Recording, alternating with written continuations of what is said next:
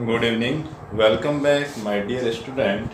आपको अपने YouTube channel prism institute में एक बार फिर से हार्दिक स्वागत और अभिनंदन है। जैसा कि आपको मालूम है कि कक्षा 9th का एक टॉपिक, एक चैप्टर अपने स्टार्ट करवा रखा है। चैप्टर नंबर क्या है? 6 है, रेखाएं और कोण।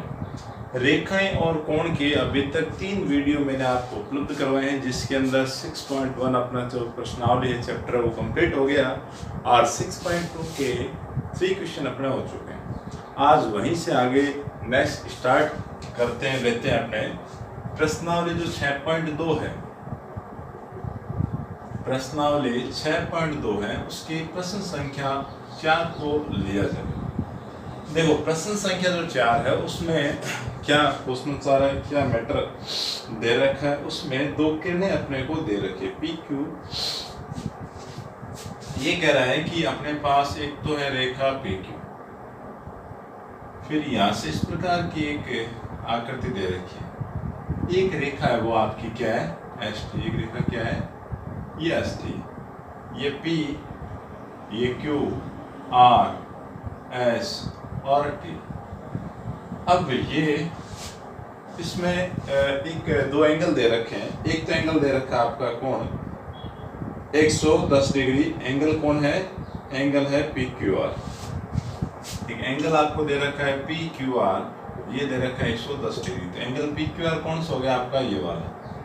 ये 110 डिग्री का आपको दे रखा है। एक एंगल ऊपर वाला है, इस एंगल का नाम उसने दिया है आर एस टी। क्या है? R S T. R S T, ये आर एस टी, ये वाला एंगल है। ये 130 का 130 डिग्री का है। एंगल कौन सा दिया था? आर एस टी, ये 130 डिग्री का दे रखा है। और पूछा क्या है? कौन सा एंगल चाहिए उसको? ये वाला एंगल चाहिए। एंगल कौन सा? Q R S. ये कह रहा है कि एंगल कौन सा निकाले? क्यू आर एस है, इसकी वैल्यू आप निकाल के बताएं।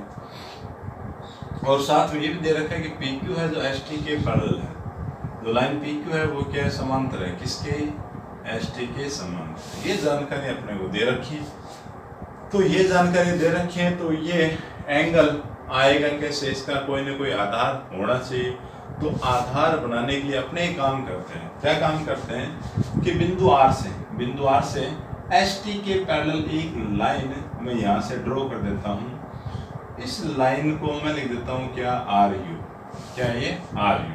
तो जैसा अपने वहां काम किया उस चीज को लिखते हैं कि आर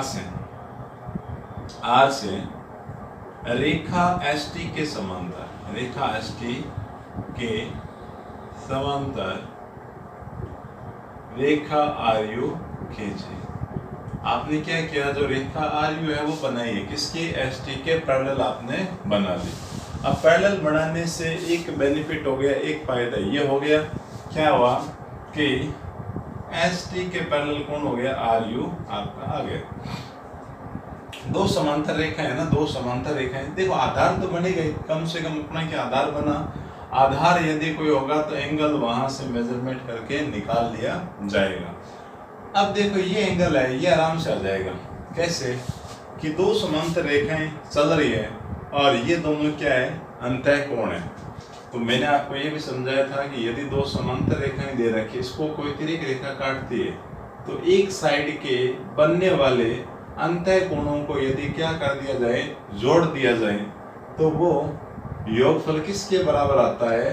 180 के बराबर होना चाहिए। क्योंकि समांतर रेखाओं की ये क्या प्रमेय है कि एक तिर्यक रेखा यदि समांतर रेखाओं को काटती है, उस समय एक साइड के बने हुए अंतः कोणों का योगफल हमेशा 180 180 के इक्वल रहता है। तो यही प्रमेय अपने यहाँ काम में लेते हैं, इसी थॉट को अपने यहाँ काम में लेंगे। तो देखो, लगा लिया जाए तो एंगल कौन कौन से भाई? एंगल एक तो हो गया आपका कौन सा? S R U. तो एंगल कौन सा ले लेता हूँ मैं? Angle S R you plus angle R S T plus angle कौन सा हो गया? R S T. ये किसके इक्वल होगा? 180। कारण आप लिख सकते हो कैसे है? अंतः कोण है। कैसे है भाई? अंतः कोण है। तो angle S R you, angle S R you, इसकी जानकारी है।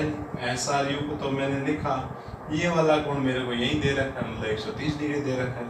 मैं यहाँ क्या लिखूंगा 130, लिखा सामने क्या रखूंगा 180। तो एंगल SRU बराबर क्या होगा 180 माइनस 130। तो एंगल देखो SRU है, ये अपने को मिल गया कितना है भाई 50 डिग्री। ये बेनिफिट हो गया। ये जो एंगल है वो अपने अब ज्ञात कर लिया है, कितने डिग्री का हो गया 50 डिग्री का हो गया।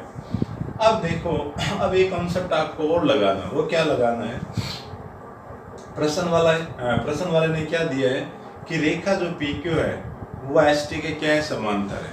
अपने क्या बनाइए कि रेखा ST के समांतर RU लाइन बनाइए, ये इसके समांतर ये इसके समांतर। तो कहने का मतलब क्या है PQ ST और RU तीनों क्या है पैरेलल लाइन हो गई, तीनों क्या है पैरेलल लाइन हो गई।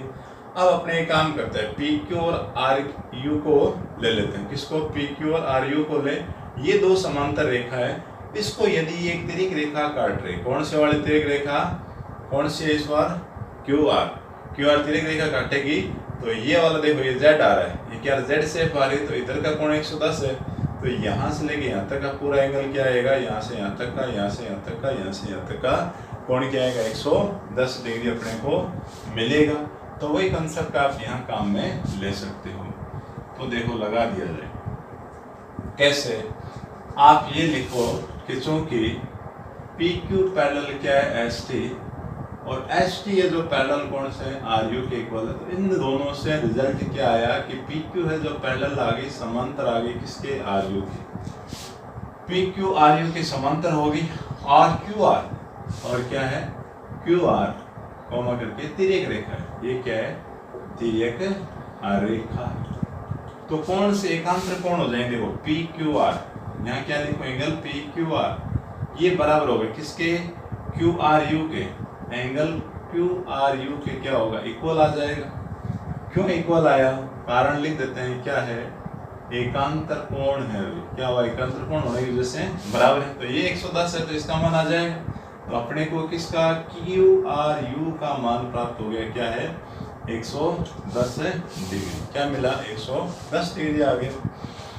अब देखो एंगल अपने को चाहिए कौन सा, एंगल निकालना था ये वाला, ये 50 है, यहाँ से लेके यहाँ तक पता चल गया क्या 110 डिग्री का आ गया। तो पूरा एंगल किन दो एंगल के योग से बना है, एक तो एंगल कौन सा काम आ रहा है QRS, फिर SRU। तो मैं इसी चीज को जोड़ के लिख रहा हूँ कि एंगल QRS फिर प्लस एंगल कौन सा SRU, ये दोनों मिलते हैं तो पूरा एंगल कंप्लीट तैयार होता है QRU। तो ये किसके इक्वल होगा QRU के इक्वल होगा। इसकी वैल्यू है नहीं तो इसको मैं वापस लिखता हूँ QRS को। SRU आपने यहाँ निकाला, ये सामने भी पड़ा लिखा हुआ क्या है 50 यहाँ रखा बराबर, इसकी वैल्यू अभी निकाली क्या 110 डिग्री।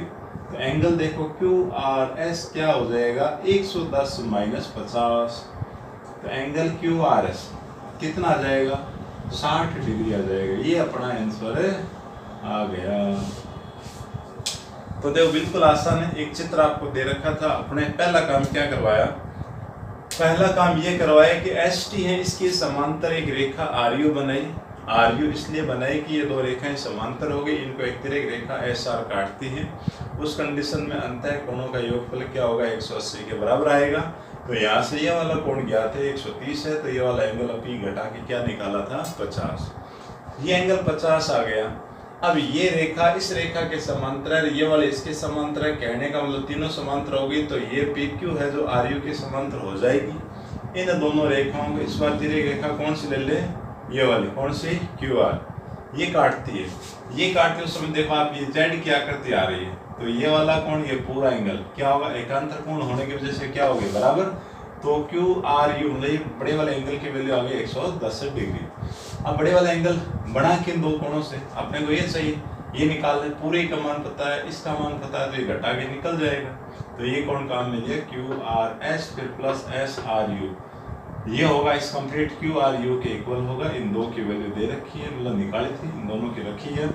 तो 50 को उधर लेके चले गए, घटाया, घटाते क्या आ गया 60 डिग्री आया। कौन सा एंगल आया क्यू आर एस, ये वाला एंगल जो उसको चाहिए था। ये काफ़ी अच्छा बढ़िया है, शानदार प्रश्न है आपका। तो इसका आप स्क्रीनशॉट ले लें, कोई दिक्कत आ रही तो आप उसको आराम से पॉज कर करके देखें, है ना। बहुत आसान है, दो कॉन्सेप्ट काम में लिया और कुछ नहीं काम में इसमें ले रखा है। अब और आगे चलते हैं, एक प्रश्न अपना और ले, 3 प्रश्न में कोशिश करें कि अपना ये 6.2 है वो कंप्लीट हो जाए। अब लेते हैं इसका क्वेश्चन नंबर 4 एंड 4 तो हो गया। अब लेंगे इसका क्वेश्चन नंबर 5 वाला कर लेते हैं। क्वेश्चन नंबर 5 में क्या दे रखा है वो लेते हैं। क्वेश्चन नंबर जो 5 है उसमें भी एक आपको डायग्राम, एक आकृति आपको दे रखी है। एंगल दे रखा है APQ 50 का और दे रखा है PRD, ये 127 डिग्री का दे रखा है। देखो क्वेश्चन संख्या जो 5 है उसमें इस प्रकार की आकृति दे रखी है। ये कह रहा है कि एक रेखा आपकी क्या है, AB है, एक रेखा आपकी क्या है CD, ये दोनों क्या है समांतर रेखा। वो क्या कहता है कि AB क्या है समांतर CD के। एक अंदर ये ट्रायंगल शेप में आपने को दे रखा है, यहाँ पे दे रखा है बिंदु P, ये Q, ये R। अब इसने ये जो एंगल है, एक तो एंगल दिया है ये वाला और ये वाला एंगल दिया है 127 डिग्री का, ये दे रखा है 50 डिग्री का। ये एंगल हो गया आपका कौन सा, कोण APQ, ये दे रखा है 50 डिग्री। PRD एंगल कौन सा, PRD, ये दे रखा है 127 डिग्री का। यहाँ दे रखा है कोण कौन सा, Y, और इधर दे रखा है कोण X। तो ये कह रहा है कि आप X के और Y के वैल्यू को निकालें। ये अपना क्वेश्चन दे रखा है, तो बहुत ही आसान है। देखो ठीक है, अपने को यही मैटर दे रखा है, तो ये देखो काफी आसान है। कैसे, ये कह रहा है कि दो रेखाएं क्या है समांतर। X तो देखो डायरेक्ट आ गया, कैसे, देखो ABCD क्या है पैरेलल है, साथ में PQ क्या है तिर्यक रेखा हो गई, तो देखो Z आ रहा है, क्या आ रहा है Z शेप आ गई, तो ये वाला कोण इसके क्या होगा, बराबर होगा। कारण क्या है, एकांतर कोण हो गए, तो ये 50 है तो X की वैल्यू क्या आ जाएगी, 50 आ जाएगी, 50 आ जाएगी। तो यही लिखते हैं कि चूंकि क्या दे रखा है कि AB समांतर है CD के, और तथा कौन सी रेखा लें, PQ क्या है, तिर्यक रेखा है, क्या है, तिर्यक रेखा है। ये तिर्यक रेखा है तो अपने क्या देंगे, तो इसलिए होगा क्या कि एंगल कौन सा, APQ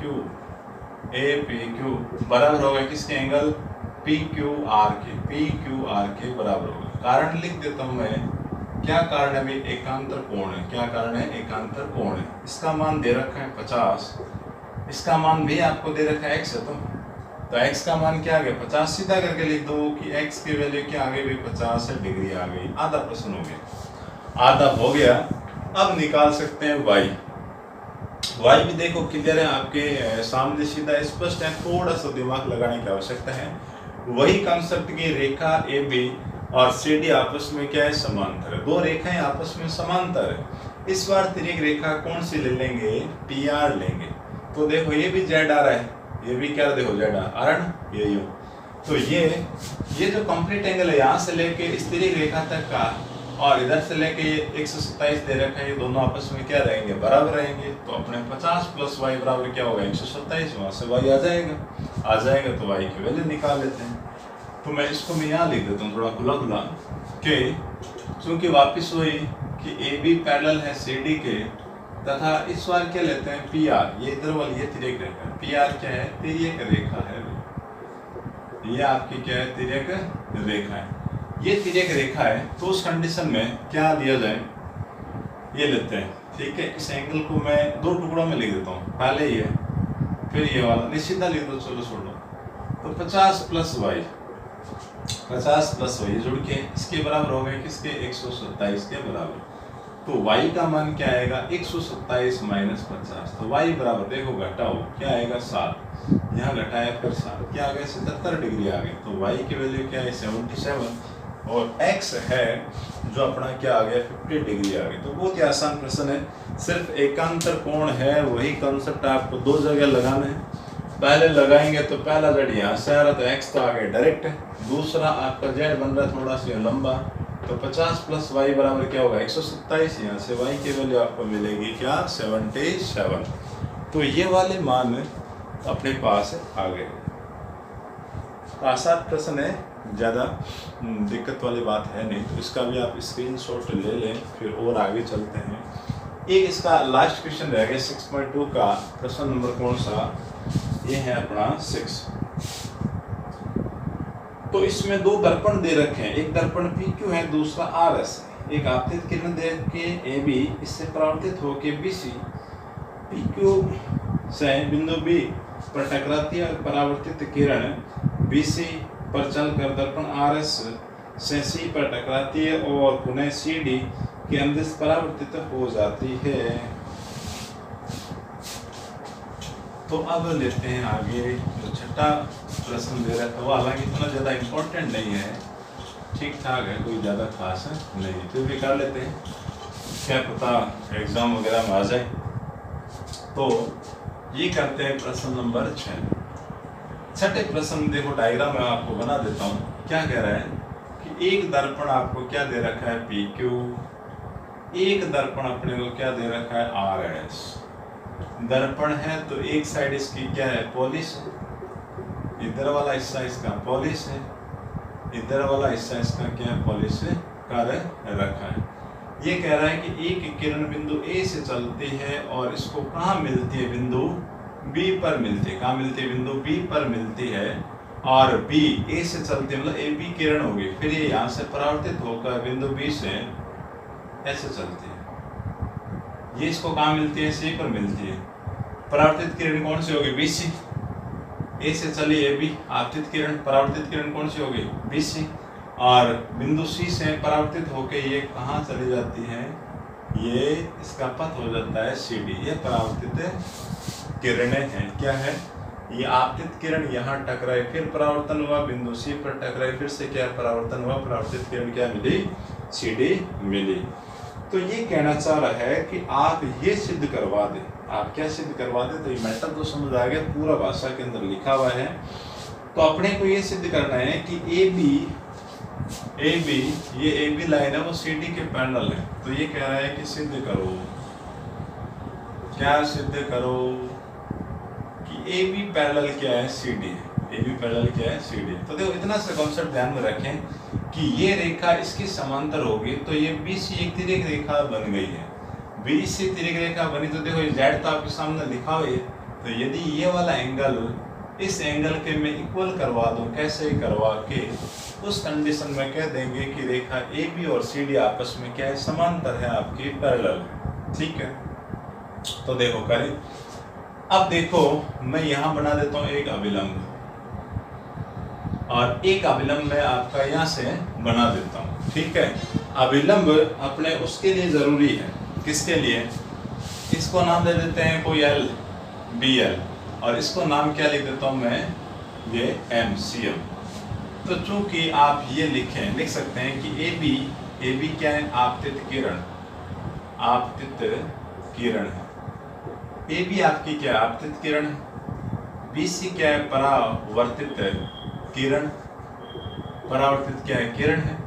उसके बाद CD भी आपकी क्या है, परावर्तित किरण है। और BL आपका क्या है, अभिलंब है। BL अभिलंब है, ये अभिलंब है। और साथ में क्या है आपका CM, ये भी आपका क्या हो जाएगा, दूसरा सेकंड अभिलंब हो जाएगा। ठीक है, ये अभिलंब है। BL वो किस पर लंब है, PQ पर लंबवत है। और जो CM अभिलंब है, ये जो CM लिखा है मैंने, ये लंबवत है किसके, RS के, परपेंडिकुलर है आपका अभिलंब। ठीक है, अब इन कोणों को नाम दे सकते हैं, जैसे यहाँ लिखें 1, ये 2, ये 3 और ये हो गया 4। अब आप ये देखें कि परावर्तन के नियम से क्या होता है कि आपतित किरण जो कोण बनाती है वो क्या होता है, आपतन कोण, वो परावर्तन कोण के क्या होता है, बराबर।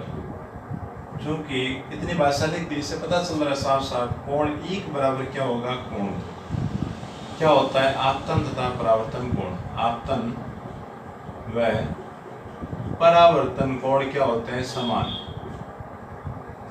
ये आपस में क्या होते हैं? बराबर होते हैं। तो कोण एक बराबर क्या हो गया? कोण दो। ऐसे ये किरण यहाँ से निकली है, अगर इसको हटा दिया जाए, ये आपतित किरण हो गई, ये परावर्तित किरण हो गई, तो कोण 3 बराबर क्या आ गया? कोण 4। ये भी सेम है। आपतन व परावर्तन क्या है? कोण है।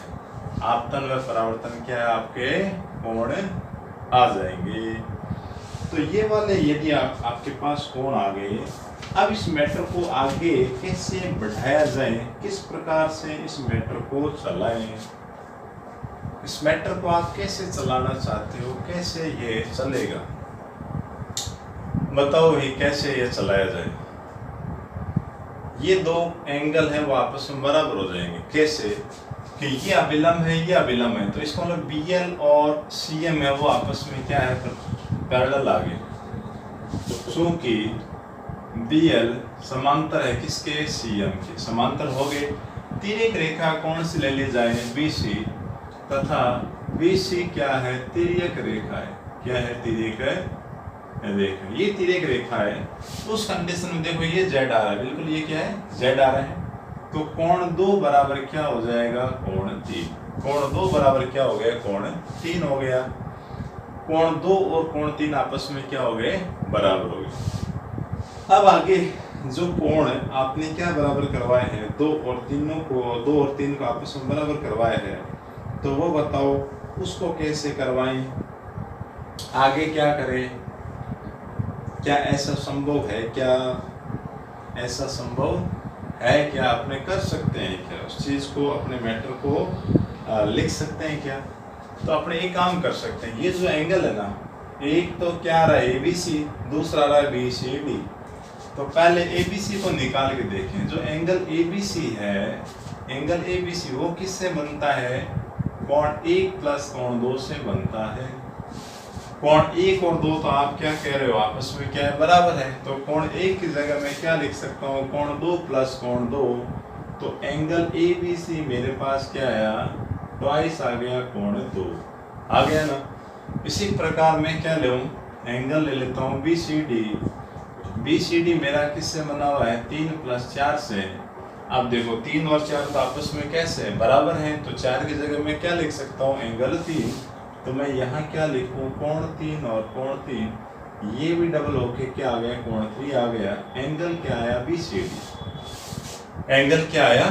BCD आया। अब देखो ये दोनों इक्वल है, तो इनके डबल करवा दिए जाए तो भी बराबर होंगे। क्योंकि ये कहता है कि ट्वाइस कोण 2 है, कोण 3 के इक्वल है, तो ट्वाइस ऑफ कोण 2 भी क्या होगा? ट्वाइस ऑफ कोण 3, ये भी क्या रहेंगे? बराबर। 2 की मल्टीप्लाई तो करवाई है। इसकी वैल्यू आप क्या लिख सकते हो कि एंगल क्या आया? ABC बराबर क्या होगा? Angle BCD। तो बताओ एंगल ABC और BCD आपस में क्या कर दिया आपने? बराबर कर दिया। ये वाला कोण, ये वाला कोण, तो ये वाली रेखाएं क्या हो गई? समांतर रेखाएं हो गई। तो ये लिख देंगे कि जो कि एकांतर कोण है, जो कि एकांतर कोण है, अतः AB क्या आ गई? समांतर है किसके? CD के। ये अपना सिद्ध करने का मैटर हो गया। तो देखो ज्यादा कुछ नहीं करवाया है, अपने पहले इन किरणों को बता दिए, या आपतित किरण या परावर्तित किरण, उसके बाद ये परावर्तित किरण। अभिलंब आपने BL लिया PQ पर, एक अभिलंब लिया CM किस पर लिया? RS पर लिया। अभिलंब में आपतन और परावर्तन जो कोण होते हैं वो इस नियम से क्या होता है? बराबर होते हैं। उसी प्रकार 3 और 4 भी आपतन और परावर्तन कोण है क्या हो जाएंगे? बराबर हो जाएंगे। अब ये BL और CM आपस में अभिलंब है ना, तो ये दोनों रेखाएं क्या होगी? समांतर होगी। इनको ये तिर्यक रेखा BC काटती है, तो ये तिर्यक रेखा BC काटती है। तो ये देखो Z क्या करती है? आगे 2 और 3 क्या हो गए? एकांतर कोण हो गए, तो आपस में क्या होंगे? बराबर। यहाँ लिख सकते हो आप, क्या लिख सकते हो?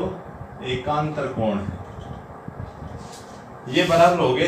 तो अपने काम करें, अब आप ये एंगल ले पूरा ABC कैसे बनता है? कोण 1 प्लस कोण 2 के द्वारा।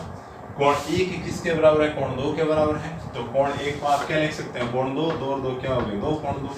अब आप ले BCD, तो एंगल 3 और 4 से बना है, 3 प्लस 4, तो 4 को आप क्या लिख सकते हो? 3 और 4 तो क्या बराबर है, तो कोण 3 आप लिख सकते हो। कोण 3 क्या हो गए? डबल हो गए। तो आप इसी मैटर को दोबारा से लें, कि कोण 2 और कोण 3 आपस में क्या कह रहे हो, बराबर कह रहे हो। बराबर कह रहे हो उस कंडीशन के अंदर अगर दोनों साइड मैं 2 की गुणा करवा दो फिर भी क्या रहने बराबर। तो मैंने यहाँ क्या करवाया, 2 से मल्टीप्लाई करवाया, मल्टीप्लाई करवाते ये एंगल आपका ये बन गया, तो मैंने इसकी जगह यहाँ रखा और ये रखा इधर, और 2 एंगल आपस में बराबर है, इसको मतलब ये क्या एकांतर कोण है। और एकांतर कोण कब बनते हैं, जब ये समांतर रेखाएं हो। इस कॉन्सेप्ट से एक ही पैरेलल क्या आ गया, CD आ गया। तो ये अपने प्रश्नावली जो 6.2 है वो कंप्लीट हो गई है। तो नेक्स्ट वीडियो में फिर मुलाकात होगी, इसके आगे का जो चैप्टर है प्रश्नावली 6.3 उसको लेके पार्ट नंबर 5 में फिर मिलते हैं। तब तक के लिए सबको thank you all of you.